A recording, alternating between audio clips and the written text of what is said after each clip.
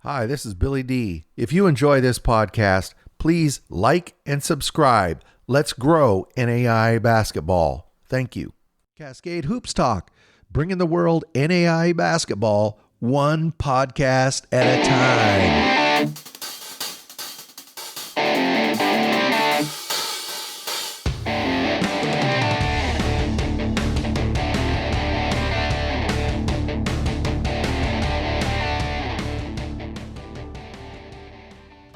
Cascade Hoops Talk, Billy D. Hey, today we're going to speak to Justin Parnell, head men's basketball coach at Oregon Tech. As almost all of you know, that's a program I followed virtually all my life. I began with my family following Oregon Tech basketball in the 60s, and we followed them all through my lifetime. This is the program that kind of brought me to NAI basketball. I enjoyed the family atmosphere and literally the families, brothers, sisters, parents of all the players that I got to know. And then as I got older, I got to meet families in competitors, and I got to realize that this NAI basketball was one big, huge family. And I just literally fell in love with it. I've dedicated every winter to basketball. My wife has the patience of Job. And then after I retired, I decided I would do this podcast to dedicate to NAI basketball. So this is how it all began. Justin Parnell, I believe he's going into his 8th year. He's been very successful there. He reached the national finals in 2019, and they've reached the national tournament every year but one. So they're looking to regroup this season and get back into the nationals. So why don't we take a couple minutes and listen to Justin Parnell. He's the head men's basketball coach, Oregon Tech Hustlin Owls.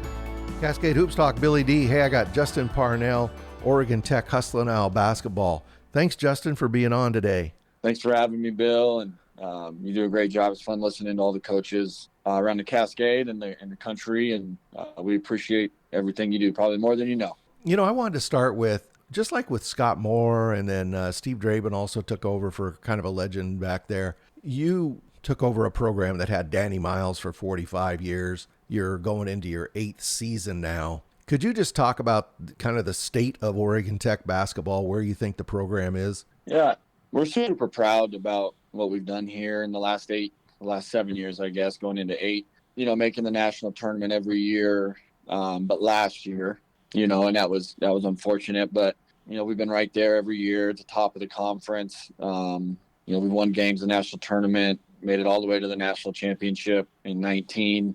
You know, and you take out last year where, you know, we just simply weren't good enough basketball team. And we've done a really good job. And that's just on the court. And guys are graduating and going into great careers. You know, last year our GPA was number 1 in the country. I think this year we were 3 or 4.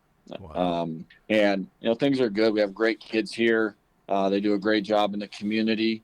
You know, and in 7 years, we've had one kid transfer. And especially in the world of the transfer portal, we're pretty proud of that, because that says, you know, we got the right kids here.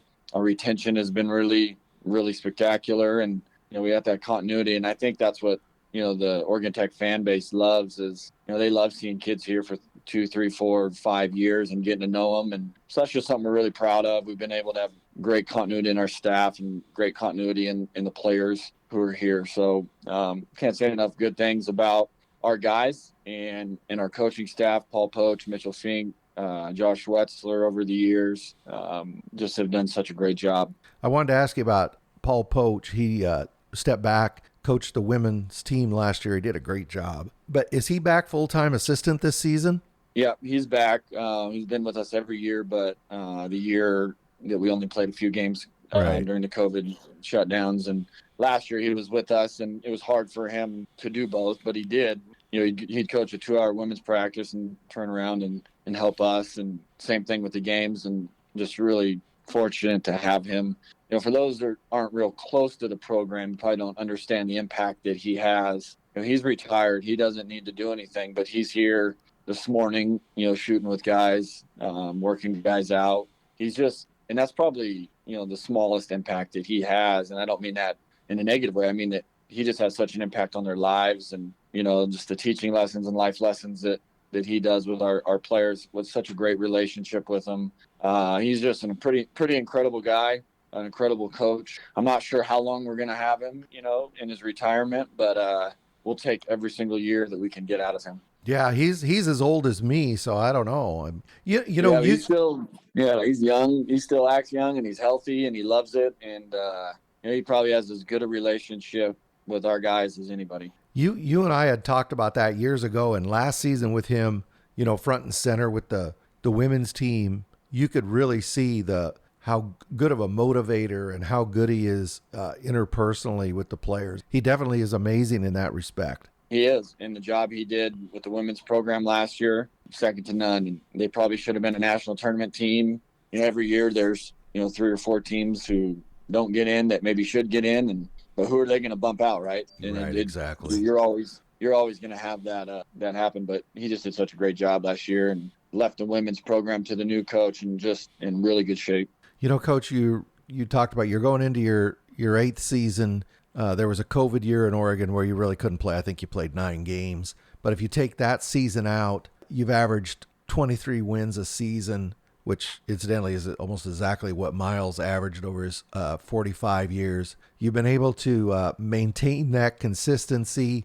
Last season, you were 500 in the regular season, and then you lost that first playoff game, the Cascade Conference playoff game in overtime over at Eastern Oregon. Talk about how frustrating was that for you in the moment.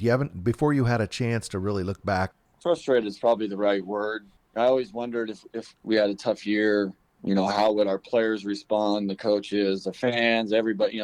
Oregon Tech basketball is a pretty special thing to a lot of people, and we want to win as much as anybody, but we want to honor the legacy of the guys before us. We want to put on a great product for the fans. And what I realized was, we weren't living up record-wise, wins and losses, to maybe the standard, but we still were second in the country in attendance. Our guys battled night in and night out.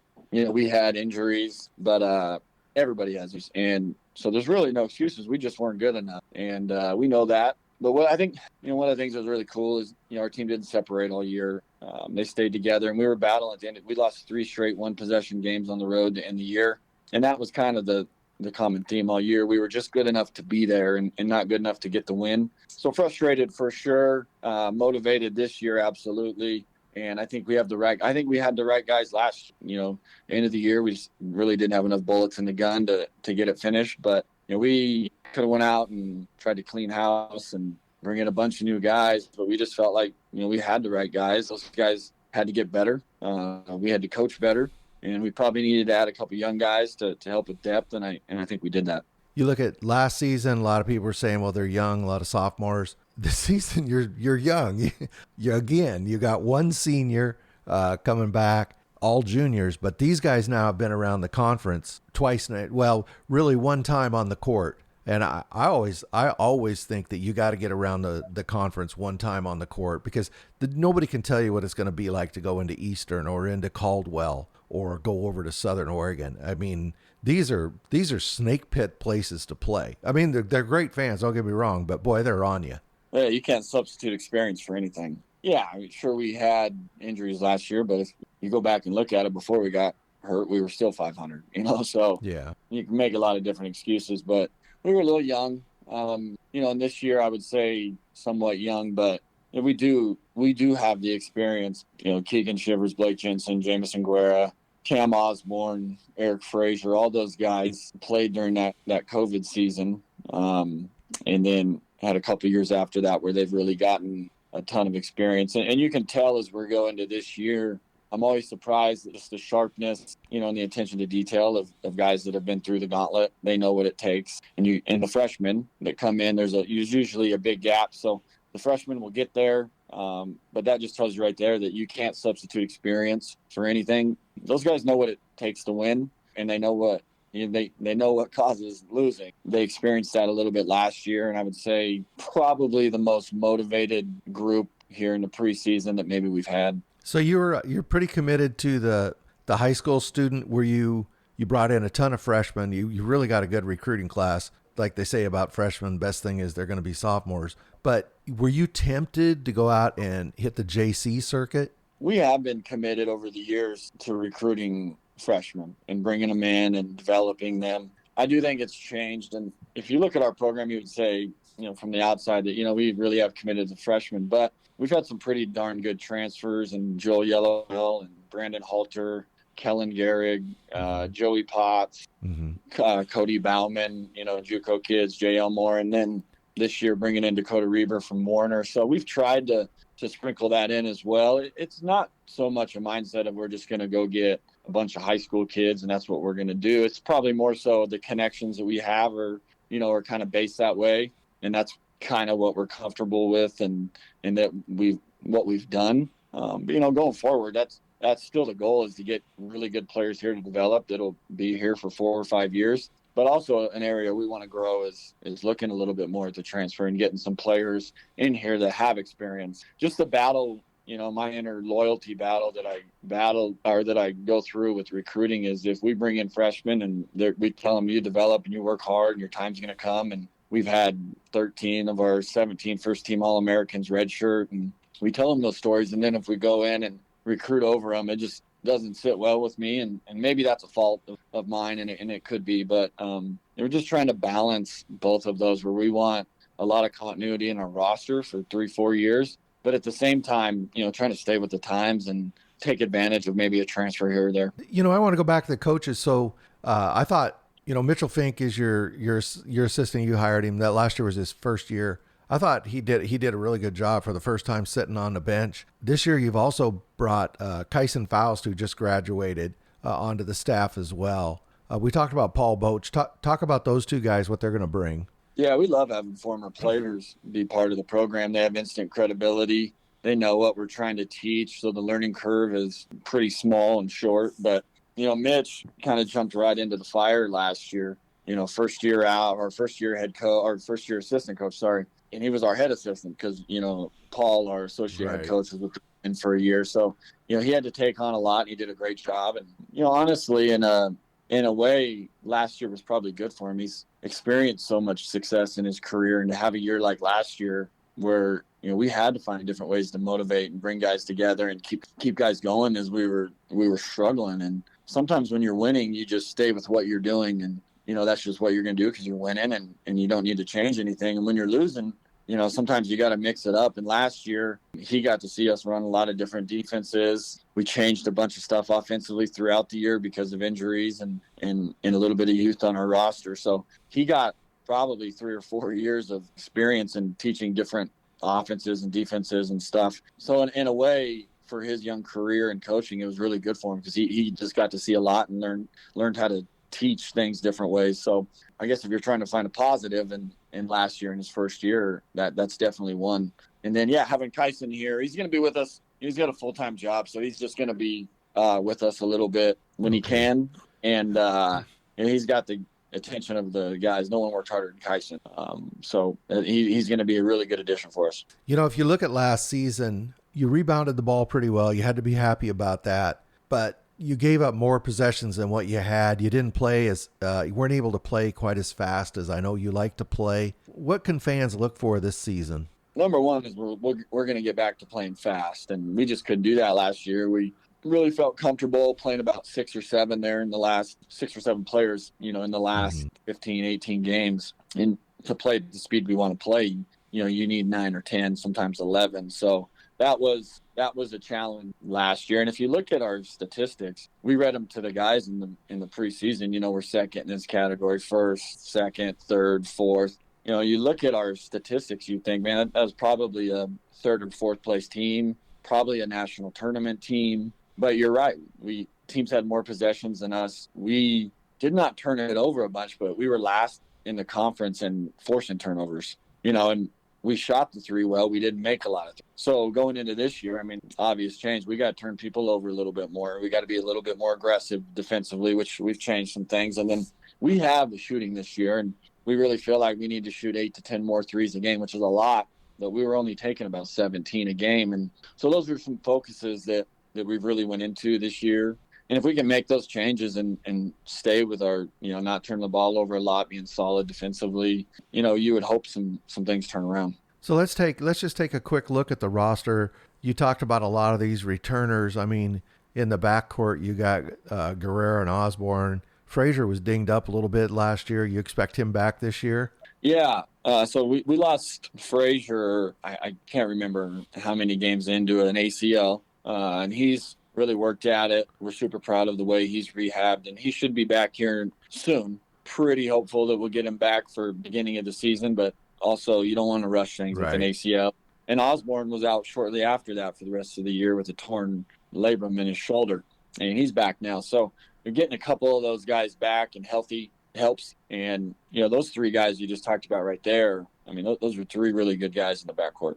I thought one of the real positives out of last year was the growth of Jamison Guerrera at the point. I mean, his assist to turnover ratio just skyrocketed as the season went on. He really became more comfortable. What are your thoughts? 100% agree. He went to a different level this year, and we expect him to expand on that, or last year, and we expect him to expand on that this year. His assist to turnover was incredible, over 2-1, and you're talking about a guy that we just put the ball in his hands every possession because, like I said earlier, we just didn't have enough bullets in the gun, so he had the ball every possession and trying to get downhill and score and create, and for him to the last 11 games, his statistics were as good as anybody in the league. Yeah. And he necessarily wasn't really starting at the beginning of the year. So super proud of him. He's really worked at it. He's a great kid. We really feel like he's probably one of the better guards in the league, and that's saying something because there's some really good guards in the Cascade. I want to talk about a couple other guys. One guy that worked his tail off. Well, they all were, but Keegan Shivers was blanketed for the second half of the season when guys started going down and you lost kind of scoring threats, and he still worked his way through to average 14 points last season.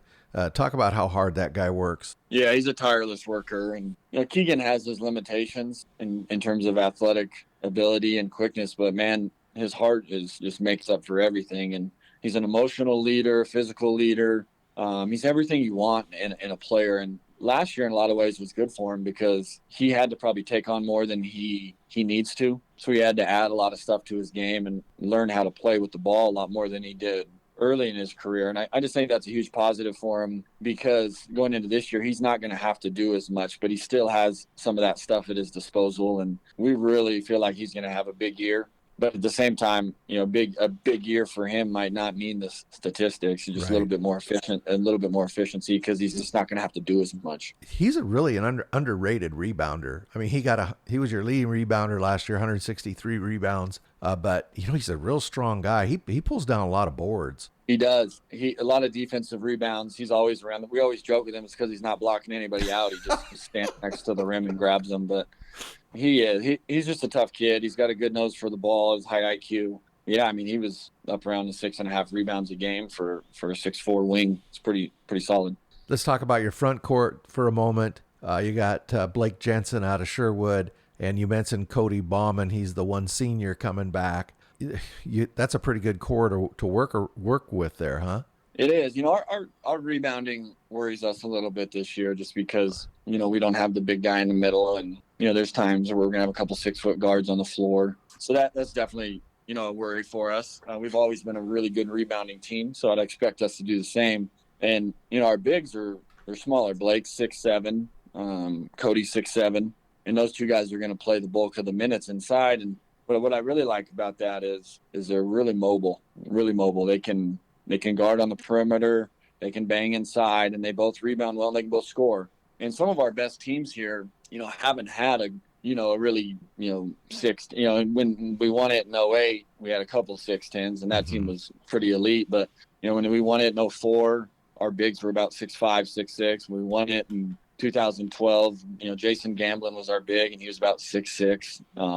But all those guys could move and they can guard, and they were pretty you could put them in a lot of different places on the floor. And I really feel that way about, Blake and Cody. They can do some really good things. And Cody had a tremendous year last year. He just, he's got to learn to play and not foul. And when he does, and he plays extended minutes, I mean, he puts up some serious stats. So those two guys, super excited about him. And especially we've changed some things up defensively. And I just think having a more mobile big helps out in that way.